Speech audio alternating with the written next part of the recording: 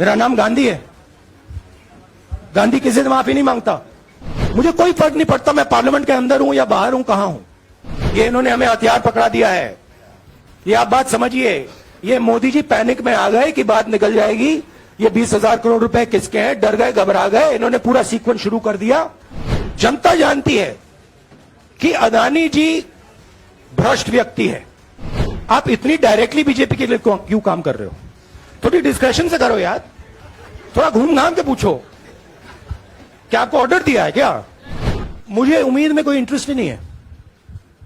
चाहे मुझे सदस्यता मिले ना मिले, मैं अपना काम करूंगा। अगर ये मुझे परमानेंटली डिस्क्वालीफाई कर दें तो भी मैं अपना काम करूंगा। अगर मुझे रीइंस्टेट कर दें तो भी मैं अपना काम करूंगा। मुझे कोई फर्क नहीं पड़ता मैं पार्लियामेंट के अंदर हूं या बाहर हूं, कहां हूं। मैंने आपसे कहा मुझे अपनी तपस्या करनी है, मैं उसको करके दिखाऊंगा। आपके लिए नहीं, अपने लिए। रवि, एक मिनट रमन, हाँ। एक मिनट रमन।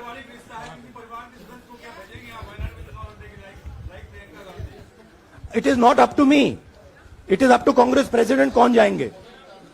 राहुल जी मेरा सवाल, आपके यहाँ बैठे हैं। हाँ। दोनों मुख्यमंत्रियों का भी अडानी जी से रिश्ता है, उनके साथ लेन देन का मामला, उसका कहा जाए धंधे का मामला है।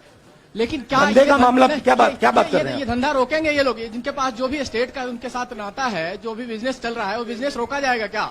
देखिए सिंपल सी बात है, आप डिस्ट्रैक्ट करने की कोशिश मत कीजिए। 20,000 करोड़ रुपए अदानी जी की शेल कंपनीज में कहां से आए? आप इंक्वायरी कीजिए। अगर बात निकली कि हमारे चीफ मिनिस्टर का पैसा है तो इनको जेल में डाल दीजिए। अगर बात निकली तो किसी और का पैसा है तो उसको जेल में डालिए। हाँ Siddharth sir, Rahul sir, please madam, एक मिनट। मैडम आप लोकतंत्र को समझिए। ये जो पैनिक रिएक्शन इन्होंने किया है नरेंद्र मोदी जी ने, इससे सबसे ज्यादा फायदा मिलेगा विपक्ष को। ये इन्होंने हमें हथियार पकड़ा दिया है। ये आप बात समझिए। ये मोदी जी पैनिक में आ गए कि बात निकल जाएगी, ये 20,000 करोड़ रुपए किसके हैं, डर गए, घबरा गए। इन्होंने पूरा सीक्वेंस शुरू कर दिया। ये विपक्ष को सबसे बड़ा इन्होंने हथियार दिया है। राहुल जी, क्योंकि जनता के माइंड में अब एक सवाल आ गया है कि जनता जानती है कि अदानी जी भ्रष्ट व्यक्ति है।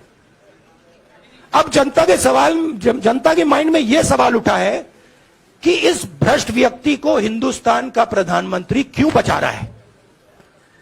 यह मतलब अब सब कुछ बीजेपी के लोग, नरेंद्र मोदी जी सब कुछ इस व्यक्ति को बचाने के लिए क्यों कर रहे हैं। दूसरा सवाल,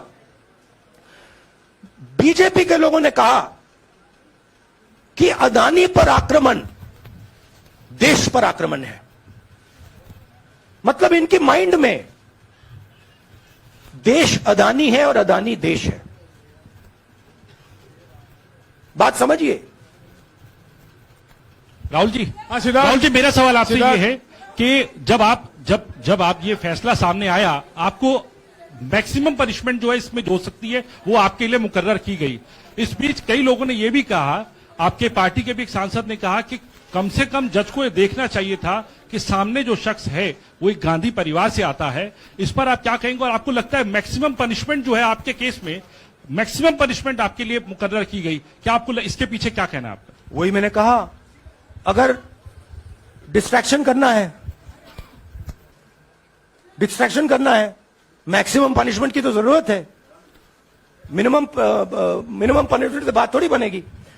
मैं तो सोच रहा था भैया 5 साल होते, 7 साल होते, 10 साल होते, वो भी मिल जाता। मुझे क्या फर्क पड़ रहा है। राहुल जी, जो जजमेंट आया उसको लेकर बीजेपी ने उसको किया है कि आपने ओबीसी का अपमान किया। पूरे देश में प्रेस कॉन्फ्रेंस करने की तैयारी कर रहे हैं कि आपने ओबीसी का अपमान किया था। भैया देखिए, पहला आपका अटेम्प्ट वहां से आया, दूसरा आपका अटेम्प्ट यहां से आया, तीसरा आपका अटेम्प्ट यहां से आया।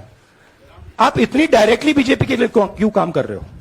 थोड़ी डिस्कशन से करो यार, थोड़ा घूम घाम के पूछो।